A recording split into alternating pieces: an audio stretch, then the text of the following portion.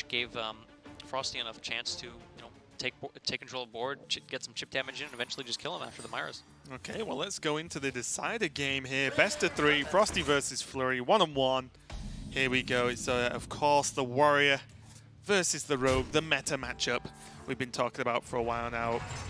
And Flurry does have a little bit of a better start, I would say. This just an early pick makes things a little bit better. And then the evil miscreant as well with the coin snap played from Flurry, which means he can get these lackeys just locked, loaded, and ready to go. But FroStee's got quite a bomb of a hand as well. You have the early Return Rover, even the Clockwork Goblin on curve.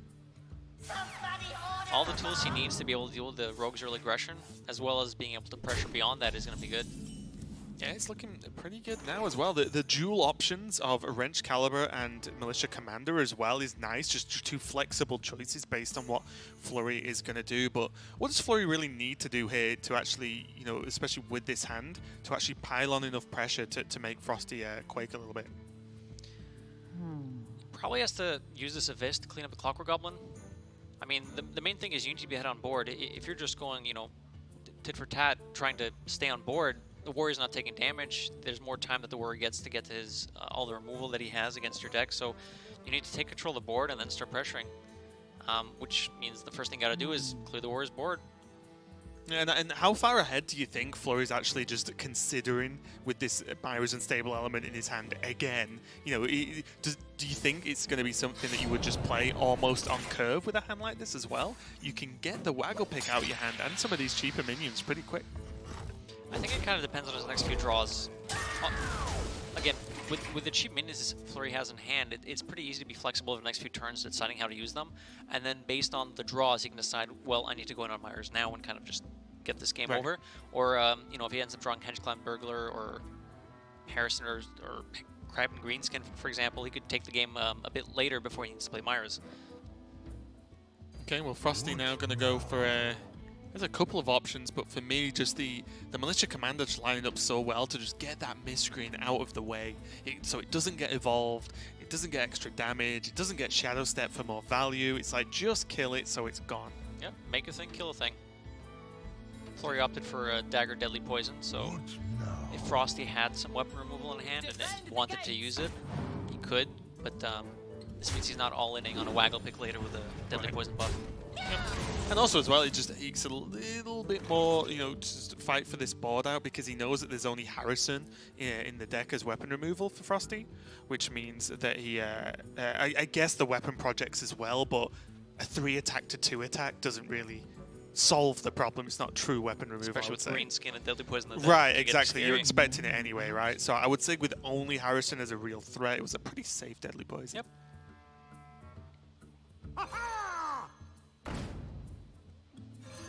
This guy's now Flurry just fighting for this board, and honestly, I keep talking about it, but it continues to baffle me how powerful Warrior or Bomb Warrior is on the board right now. That Rogue is like keeping up with it at its best right now. Even this Wrench Caliber locked, loaded, and ready to go to take down this SI7 agent and start shuffling even more bombs in the deck. FroStee's trying to plan out his turns with his Blastmaster Boom draw. Keep count of how many bombs are in the deck. Plan out his next couple turns, and hopefully, if he's still in control of the board, he can just draw Blastmaster Boom and say go. Yeah, and already, even if he Wrench Calibers this turn, which looks very nice in isolation, then he can still just Augmented Elic plus X next turn to then shuffle more bombs in, go straight into the Boom, so you know you're going to be pretty much full with Boom bots unless something absurd happens and Flurry draws like 5 bombs in a row. And again, this hand just, I don't know what it is. It just, the last 2 hands over the course of the last 2 games for Flurry have not really felt great. Well, the thing is, last game Flurry had way too much mana to work with in his hand. He wasn't able to play it all. This game, Flurry did have a lot of the early cards that he could play, but FroStee just had everything. Yeah, FroStee just curved him. Yeah, the Turn Him Rover, the Clockwork Goblin, the Militia Commander, just every turn something was presented. Now, go on. That's kind of why the Bomb Warriors have kind of shown up instead of the Control Warriors. Just it's still controlling enough that you can try to outlast some of the other decks, but against Rogue, you also need to present some sort of proactive game plan, which is exactly what they're doing. Yeah, I was going to say the same. It feels like a much more proactive style, right? Which you never really want to make your opponent have all the choices in the game, right? Like, not all the time. And FroStee doesn't look too happy with that turn. Did he want to do something? Oh, did he want to Warpath maybe? It would have left the Armor Smith off, and it also would have generated a lot of armor for Flurry, right? He could have swung though, right, as well, just to kill the Armor Smith. True. No, he would have had to swing at the Edwin. Wait, would he? No, the Edwin was 6/6. Warpath, Yeah, gotcha. Or he could have done the same turn, but his hero power is armor up, right? So he would have had enough armor up to shield slam anyway, and then he just uses 2 mana to Warpath. Yeah, you're right. So yeah, I think that's what he wanted to do, because the armor didn't actually make a difference to the shield slam. Right. So FroStee at least looks like he thinks he made a couple of mistakes so far this series, but still, could remain focused. Worry about the mistakes after the match. Interesting. Auto defense matrix could come in handy. With one shield slam gone, granted one commander and wrench caliber gone as well, but if Frosty's relying on minions or weapons to clear Flurry's minions, auto defense matrix can put a wrench in that. I wonder if you ever just jam sound the bells once for +1/+2 on the minion on the Armor Smith that you just put to 1. You could. I mean, you know, it's just another minion that he's just trying to chip away with, and now Frosty's upset. He's like, oh, which paladin secret is it? Come on, Flurry. Rogue secrets have rotated. Stop giving me this stuff. I'd be very surprised to see much else other than Blastmaster Boom. FroStee could be thinking, what if it's Repentance? It's just going to go for... I think he has to be honest. He's going to have good news, though. Yeah, not Redemption. It's actually the perfect way to deal with this board. It's a lot of armor, but he doesn't offer... You know, he doesn't make a minion more sticky than he can deal with. Actually, at second glance, this was way better. I didn't realize that the minions added health on Flurry's side was 5. Mm-hmm. Flurry locking minions in so quickly that the life drinkers hovered over the board. The game is still being played out. It's just a spectator bug, which will get fixed very, very quickly for you guys. Don't worry. But for now, we can at least see FroStee get... I think he just got hit in the face by the shake, but we'll get this bug sorted out pretty quick. I think he may have played Blastmaster Boom. Oh, that makes sense, right? When a big minion hits the board, it tends to shake. Also, when you get hit by a big minion. Also, because of Blastmaster Boomed Warpath as well. So we're with you guys right now. We're just I think living in the world of imagination. I think FroStee's hand might still be fine if they're spectating from his side. So it looks like he did play Blastmaster Boom, but not the Warpath. Yep. Also, he was on 8 mana. Yep. Yeah, because his is a separate spectate, so that will be fine. But I think we should be getting people to just sort this spectate out and just respectate the game. I'll just get a double check and confirmation from the admin guys in production. Okay, so just checked. It is just going to come back to us just for a second. We've just got some a tech issue just starting the game out, but I do believe it is just spectator. The game itself is being played. The players are cool. We're all fine. And even if there was, say, a disconnect, there is a reconnect feature.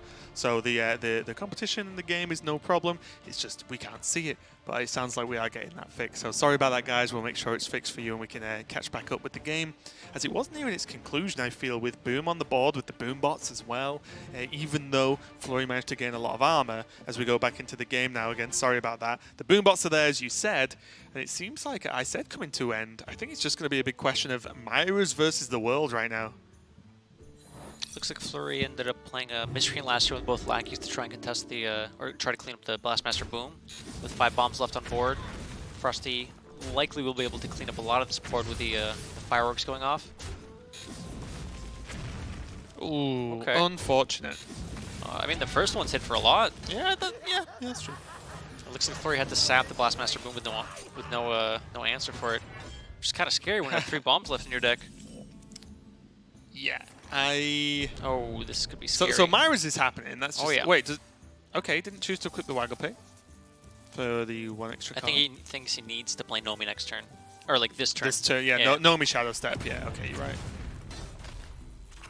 Ooh, okay. Wow, that wasn't half bad actually for Flurry. Yeah. The 1 bomb going off, and that's it, and he can Nomi Shadow Step. And now these Boom bots. 13 damage. don't have the power to 1v1 a 6/6. Not quite. The thing is, with Warpath in hand, he is able to deal with this first board even without the Brawl. Wait, Wrench Caliber? He could just go for lethal.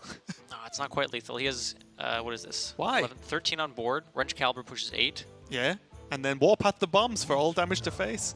Come on, you gotta dream these lethals up, Language Hacker. What he could do is go face with everything Warpath. Most of the time, the bombs will do damage to the Greasefire Elementals as well, and if you don't actually set up the lethal, you could finish the Warpath and try to clean up the rest of the Elementals. Yeah, that's a much more that's a sensible person answer. But yes, I do like it though. I mean, I don't see, and the thing is, FroStee has other stuff. He has a Dynomatic, so depending on what the board looks like after this, he's not going to push the damage. Oh, I'm very interested in that. I imagine Blastmaster Boom still pushing face. Oh, this is kind of checkmate anyway, though, right? Yeah, you push a lot of damage in the Wrench Caliber. Oh. Well, I think I think the idea was to try and clear the board with Boom still alive, and then Flurry can't replay the Nomi because he'll die to Boom. Right. With an Abyss in hand, though, he is able to clean up the Blastmaster Boom and replay the Nomi. And does that mean that FroStee's just dead then? 8 damage from the Rover. Oh, he's playing the Zilliax first to heal a bit. Oh, and the 5 mana. Yeah, that makes a lot of sense. Still sits up on board. Looking for Brawl.